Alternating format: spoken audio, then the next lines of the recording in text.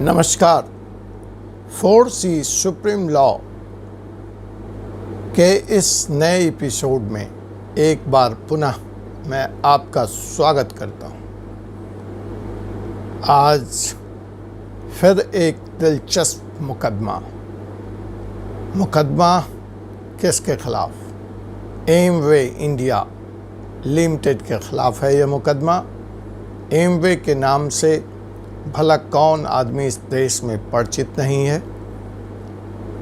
Amway company का दावा है कि न सिर्फ इसने पिछले 7 सालों में हिंदुस्तान से 30,000 करोड़ रुपए से ऊपर का व्यापार किया है, बल्कि इससे 5.5 से 6.5 लाख लोग सीधे तौर पर जुड़े हुए हैं। तो आप समझ सकते हैं इस मुकदमे की महत्ता, the importance of this very topic.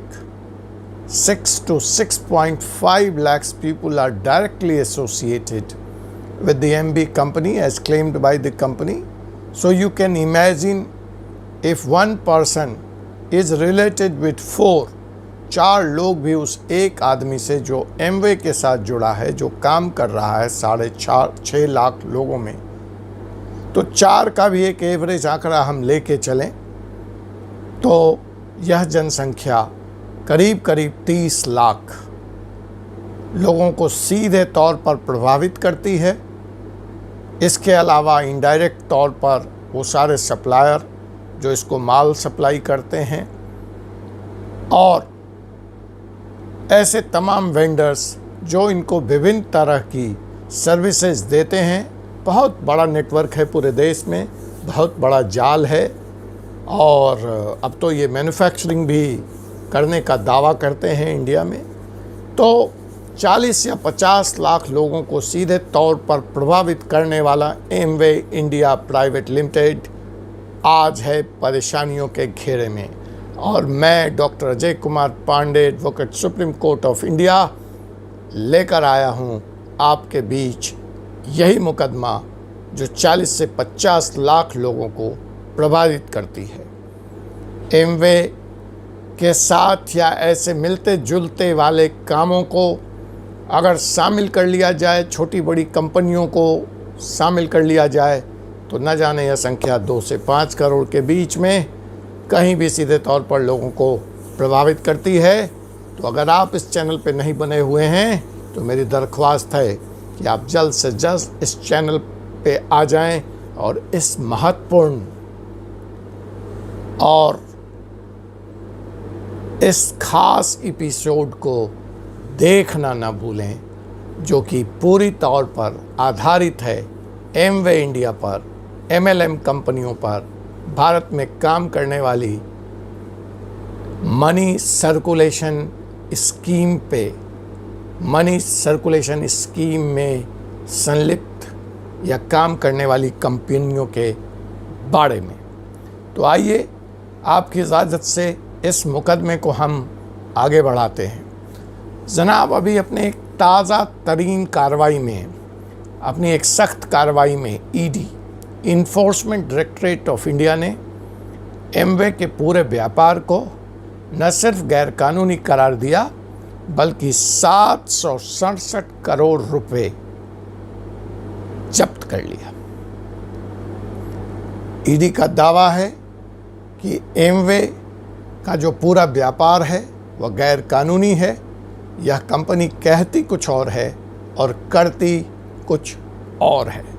तो आइए देखते हैं भारतीय कानून के आलोक में ईडी वर्सेस एमवे इंडिया का यह मुकदमा कौन सच है, कौन झूठ है, किसका दावा असली है और किसका दावा खोखला है, इसका फैसला आप पर छोड़ता हूँ। और अंतिम न्याय, अंतिम निर्णय तो कोर्ट का होगा, उसका हम सब इंतज़ार करेंगे। इस बहस का उद्देश्य इस कानूनी बहस को आगे बढ़ाना है कि आखिर ईडी गलत है या एमवे गलत है। जी हाँ जनाब, तो जैसा कि मैंने बताया कि ईडी ने अपनी एक ताज़ा तरीन कार्रवाई करते हुए 767 करोड़ रुपया एमवे का जब्त कर लिया है। ईडी के क्या आरोप हैं? ईडी ने एमवे इंडिया कंपनी पर आरोप लगाया है कि यह कंपनी दावा तो डायरेक्ट लेवल सेलिंग का करती है, MLM का करती है, मल्टी लेवल मार्केटिंग। भारतीय कानून के अनुसार, जो कि साल कंज्यूमर प्रोटेक्शन एक्ट 2021 के अनुसार डायरेक्ट सेलिंग का व्यापार गैर कानूनी नहीं है। कंपनी का दावा भी है कि वह डायरेक्ट सेलिंग करती है, वह प्रोडक्ट सेलिंग करती है, जबकि ईडी का दावा है कि वह डायरेक्ट सेलिंग और प्रोडक्ट सेलिंग के आड़ में पिरामिड स्कीम चलाती है। Money circulation, illegal money circulation में यह कंपनी सक्रिय है। अब यहाँ पे मैं स्पष्ट कर दूँ, कानूनी तौर पे डायरेक्ट सेलिंग का मतलब हुआ मैन्युफैक्चरर से या होलसेलर से सामान डायरेक्ट उठाकर उसको ग्राहकों तक, उनके घर तक सीधे बिना किसी बिचौलिए के डायरेक्ट सेलिंग एजेंट के द्वारा पहुंचा दिया जाना, और इस कार्य में जो प्रॉफिट हुआ, जो मुनाफा हुआ, वह उस मैन्युफैक्चरर और डायरेक्ट सेलर के बीच में बंट जाता है। और जैसा कि हिंदुस्तान में जो रिकॉर्ड उपलब्ध हैं, ऐसे 60 लाख लोग और कोई काम धंधा करते हुए, नौकरी करते हुए डायरेक्ट सेलिंग के इस काम में लगे हैं। यहाँ पे एक बात ध्यान दीजिएगा, यह बात पूरी तरह से स्पष्ट है कि इसमें कोई रिक्रूटमेंट नहीं होता है, कोई व्यक्ति किसी और को रिक्रूट नहीं करता है, इसमें कोई ज्वाइनिंग फीस नहीं होती है, इसमें किसी व्यक्ति को चेन में जोड़ने पर किसी तरह का रिवार्ड, कमीशन या फाइनेंशियल गेन नहीं होता है। तो यह तो हुई डायरेक्ट सेलिंग, और यह भारतीय कानून के अनुसार बिल्कुल कानूनी है। अब दूसरी जिसकी बात हो रही है, जिसका आरोप लगाया है ईडी ने एमवे पे, उसको कहते हैं पिरामिड स्कीम। पिरामिड आपने देखा है कि कैसे वह बड़ा चौड़ा बेस होता है और धीरे धीरे ऊपर टॉप की तरफ वह इस शक्ल का कुछ होता है, जहाँ नीचे लेवल पे बहुत सारे लोग जुड़े हुए हैं, आप देखिए, और ऊपर जाते जाते वह स्कीम छोटी होती जाती है और टॉप पे फिर बहुत अलहदा लोग बट जाते हैं। लेकिन इस पूरे स्कीम में, इस पूरे चेन में जो मुनाफा होता है वह सबके बीच बंटता है। तो आपने अंतर देख लिया। जो दूसरी बड़ी बात होती है पिरामिड स्कीम में, जो इलीगल है, कि यहाँ एक ज्वाइनिंग फीस होती है। ऐसा ईडी का दावा है कि एमवे ज्वाइनिंग फीस अपने मेंबर से चार्ज करता है।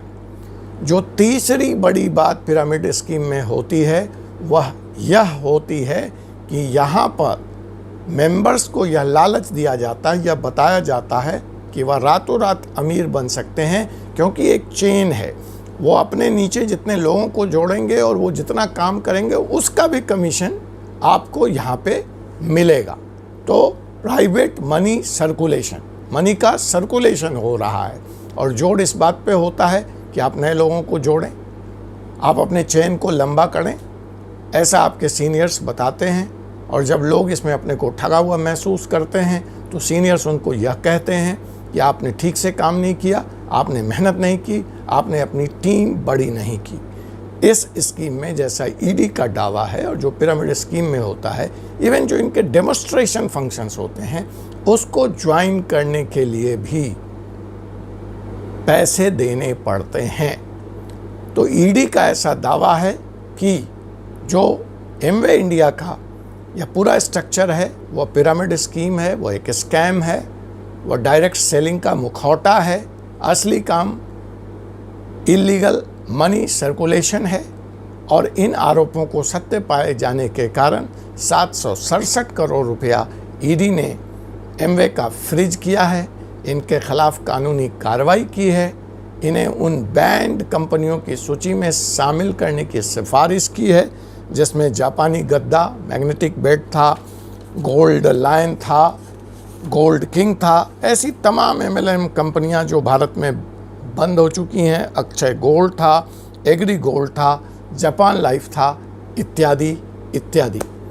तो जनाब, कंपनी का यह दावा है कि जो कंपनी का यह मॉडल है, कंपनी का जो यह काम करने का तरीका है, इससे इस देश में सुसाइड बढ़ रहे हैं, परिवार टूट रहे हैं, सामाजिक ताना बाना हमारा बिखर रहा है, लोग स्ट्रेस में रह रहे हैं और तमाम सारी। मैं अगले वीडियो में बात करूंगा कि आखिर इस FIR की शुरुआत एमवे की कहां से हुई। एक पति पत्नी के झगड़े ने पहली FIR कायम करवाई एमवे के खिलाफ, जो सन 2011 में हुई थी। इसके पहले भी एमवे इंडिया के चीफ विलियम स्कॉट गिरफ्तार हो चुके हैं, उनके खिलाफ कार्रवाई हुई। एमवे इस पुलिस के इस कार्रवाई के खिलाफ कोर्ट गई, कोर्ट ने उसको स्टे दिया और फिर एमवे के प्रेशर पर कंज्यूमर प्रोटेक्शन एक्ट में MLM कंपनियों को, डायरेक्ट सेलिंग कंपनियों को शामिल भी किया गया और यह स्पष्ट तौर पे से बताया गया कि what is direct selling, what is pyramid scheme, what is money circulation scheme. और एमवे ने यह दावा किया कि उसका सारा काम कानूनी है, उसने सारी शर्तें पूरी कर ली है, लेकिन ईडी फिलहाल इस बात को मानने के तैयार नहीं है। मामला संगीन है, मामला गर्म है, देखना है अदालत क्या फैसला करती है। Apart from consumer protection act, 2 कानून और हैं इस देश में जो इस तरह के व्यापार को गैर कानूनी साबित करते हैं, करार देते हैं। वह 2 कानून, price chits and money circulation scheme banning act 1978 and जो कि इस तरह के काम को रोकता है, और जो दूसरा काम है वह है इलीगल मनी सर्कुलेशन एक्ट।